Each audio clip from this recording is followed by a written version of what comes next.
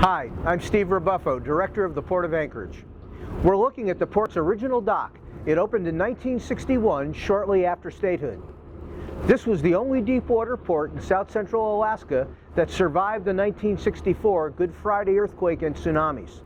And it played a key role in helping the region rebuild and then grow and thrive through boom and bust.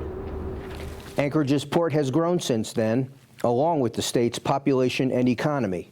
Over time, this port evolved into our state's essential cargo transport hub.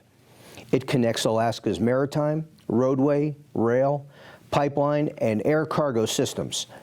Every year, more than 3.5 million tons of freight and fuel crosses these docks for statewide distribution.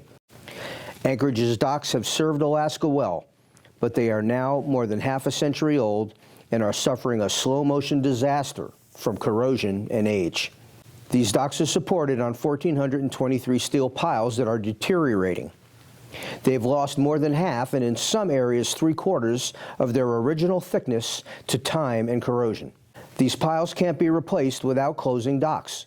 So workers started bolting steel jackets around the weakest piles in 2004.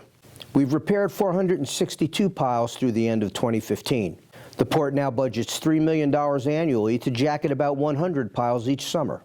But these fixes are just Band-Aids that maintain our wharf's operational capability. They do little to enhance earthquake survivability.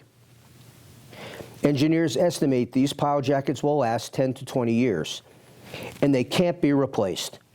In other words, our existing docks will almost certainly have to start closing in about 15 years, regardless of seismic activity or anything else. And the closure could come sooner if there's another big earthquake. The seismic hazard at the port is that Cook Inlet silt is hundreds of feet deep and prone to liquefaction during severe earthquakes. The port slopes more than 80 vertical feet from its upland cargo yards down into ship berths, then deeper into the navigation channel. Worse than shaking, seismic activity could cause silt and debris to liquefy and flow downhill from the uplands into the inlet, sweeping the piles away like matchsticks, collapsing docks, clogging ship berths, and potentially closing the port for years.